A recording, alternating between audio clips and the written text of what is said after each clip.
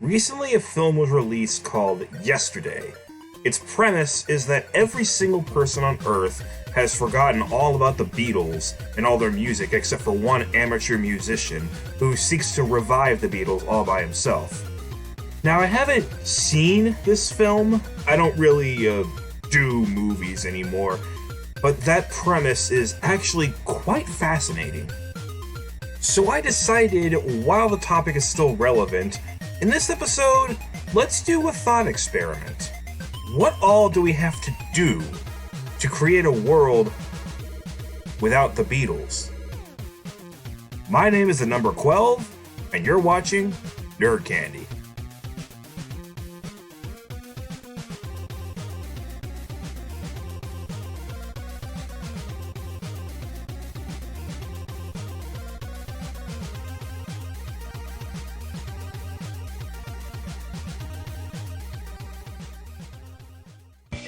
Let's establish a few ground rules before we kick off this thought experiment. First of all, any song by any of the individual Beatles counts toward this study, because the Beatles released a lot of great songs without the whole group together, the most famous, of course, being Imagine by John Lennon. It's easier for me to imagine somebody in, say, the early 23rd century or so, listening to Imagine and wondering, who's this John Lennon guy, I wonder? Let me check on the 23rd century edition of Wikipedia. The first thing that they're going to find is that he was one of the Beatles, right? So, their name will survive.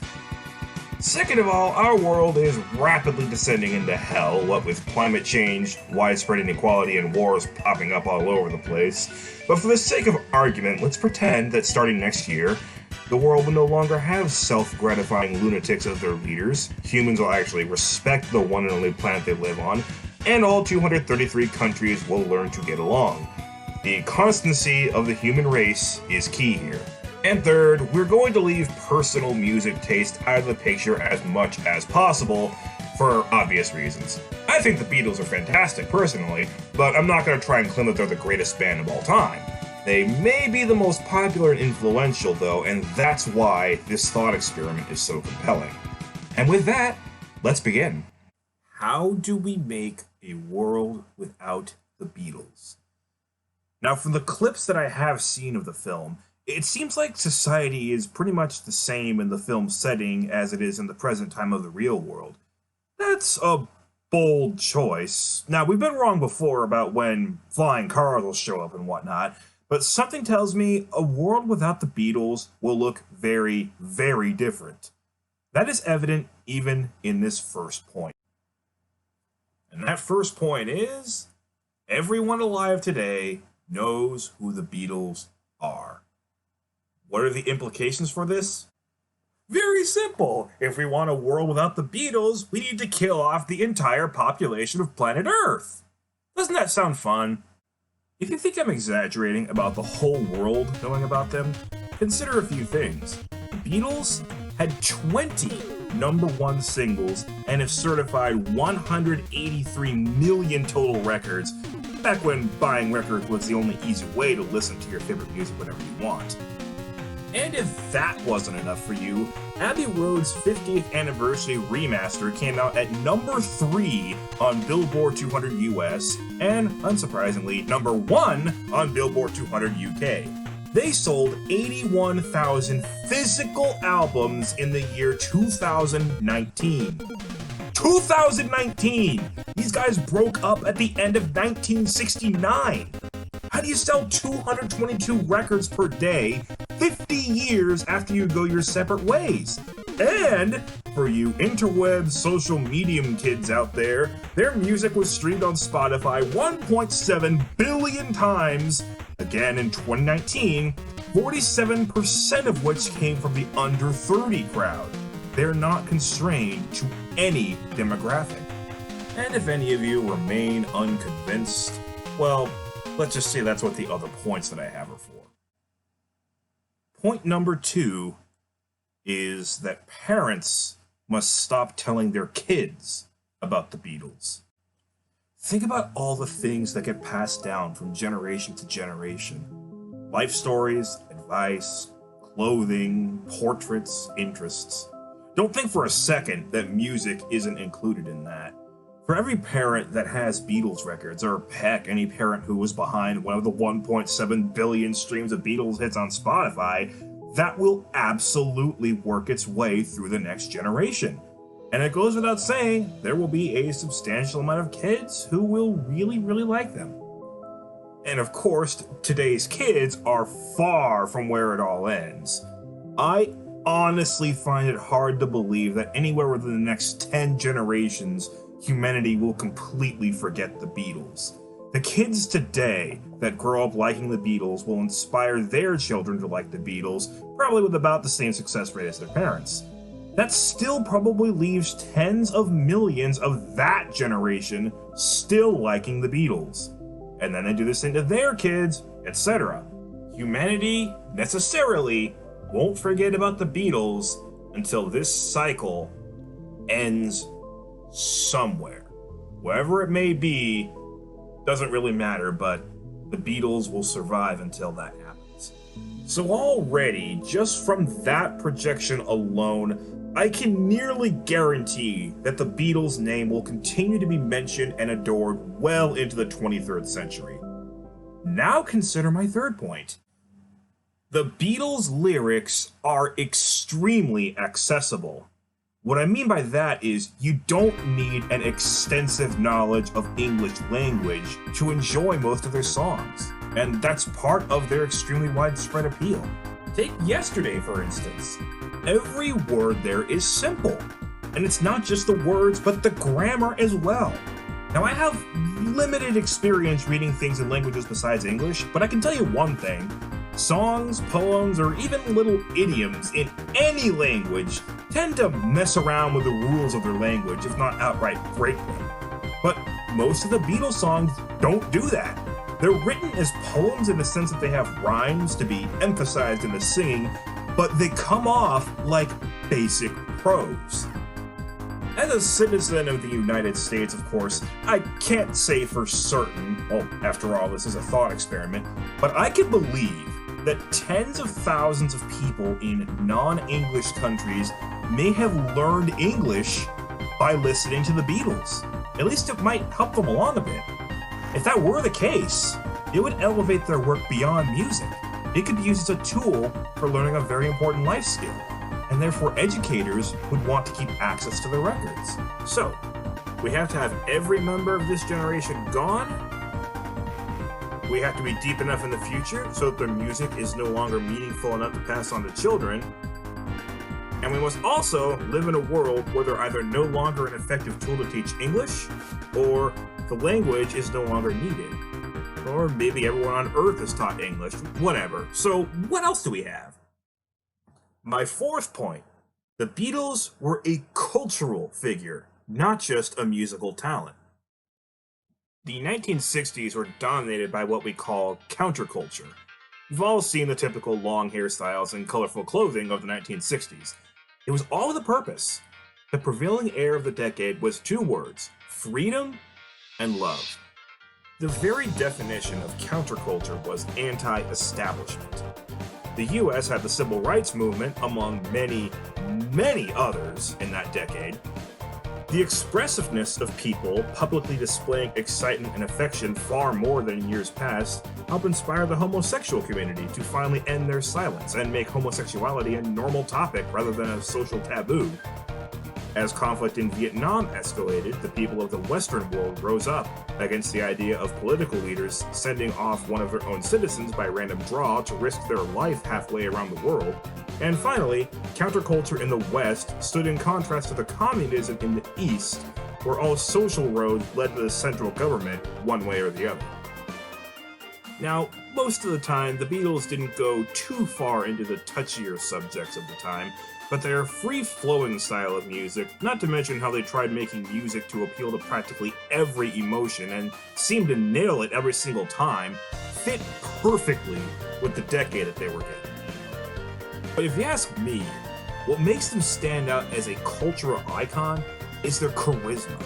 Think about it. In the middle of the most anti-establishment period of human history, these guys had ascended to a level of fame and fortune that was borderline inconceivable. And yet, the general public still loved them. As for how they felt inside about all the fame, who can say? But in public, they were always smiling. They would acknowledge you. They were your friend. They're one of us. And in their public interviews, my God. In a recent article, Time magazine put down pop music, and they referred to Day Tripper as being about a prostitute, and Norwegian Wood as being about a lesbian. Now, I just wanted to know what your intent was when you wrote it, and what your feeling is about the Time magazine criticism of the music that is being written today. Well, you're just trying to write songs about prostitutes and lesbians, that's all. Because of stuff like that, these guys aren't just going to be remembered on Spotify. They're going to be remembered in the history books. I have one more point to bring up. And if you can believe it, this one may be the biggest one of all. Number 5 is deceptively complicated, and it starts with a very simple statement. The Beatles wrote a Christmas song. What the heck's that supposed to mean? And what does Christmas have to do with all this? I hear you cry. Well, you need to understand one thing about Christmas songs and one thing only. Christmas songs are preserved in amber. Year in and year out, we have parents and children singing along to songs that came out before any of the people on this planet right now were even alive. You want a few examples? Joy to the World, 1719. Hark the Herald Angels Sing, 1739. O Come All Ye Faithful, unknown, but 1770s at the latest. The 12 Days of Christmas, 1780s. Silent Night, 1818. O Holy Night, 1847. We Three Kings, 1857. Deck the Halls, 1862. You don't hear them all year, but you sure as heck hear them every year. Let me give you one shining example of the true power of a Christmas song. Unfortunately, in order to do that, I'm going to have to break your innocence. So, if you are a child, now's a good time to stop. Just saying.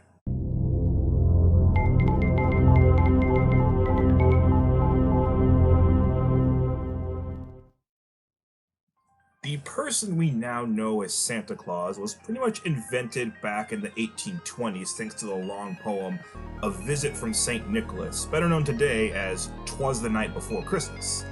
This included the introduction of the 8 main reindeer who traditionally guided his sleigh. The poem wasn't really about the deer, but they were all at least name-dropped together. You might notice a notable absence if you look closely. That's right! Rudolph was never part of the original story of Santa Claus. In fact, he didn't exist for nearly another 120 years. And the way he came into being? In 1939, some guy named Robert L. May was just told by his company, Montgomery Ward, to make a cute holiday story for kids. Basically, he came up with an anti-bullying story and decided to tie it in with Santa's reindeer because who doesn't love stories about animals? Then, 10 years later, I suppose in celebration of the story, Robert L. May's brother-in-law, named Johnny Marks, which is such a 1949 name, wrote the song you all know. After it was sung by Gene Autry on the radio that Christmas, it set the world on fire, reaching #1 on the charts for the week ending January 7, 1950. To this day, Autry's singing has sold 12.5 million units, and that's with the crappy 1949 recording equipment. And guess what? Gene had to be convinced by his wife to do the song, and it still topped the charts. If that song wasn't sung by a super popular singer on the radio, you think the Rankin Bass movie ever happens? Every single year, millions, no, tens of millions of people will tune in to watch the Rankin Bass adaptation of Rudolph's story, no matter how many times they've seen it before. That silly little anti-bullying story, written by a guy who was simply told to write a Christmas story, had truly become the most famous reindeer of all. Rudolph's also part of a rare breed of characters who have generally survived being cast in unnecessary sequels, as only 4 films have been made since that 1964 production. Only one was actually released in theaters, and that was a 1998 film by Good Times Entertainment that featured, among other things, Wonderful Christmas Time by Paul McCartney. Yes! Yes! I have done it! I have created the ultimate segue! Take everything I just said about Christmas music and now add Paul McCartney's redonkulous star power. You'd think that song is going away anytime soon. And to add to even that, you know what makes sure this song will live for ages? The lyrics make no mention of Jesus or Santa Claus. You don't have to be any version of a Christian to enjoy it. It's simply meant to capture what is about the last month of the year that just seems to make life all good. Togetherness, children out singing, the stuff no one can deny about the season. And while Sir Paul's individual hit is the most well-known, there's plenty of other Christmas songs the Beatles made together. I think it is entirely possible that a world without the Beatles is a world without Christmas.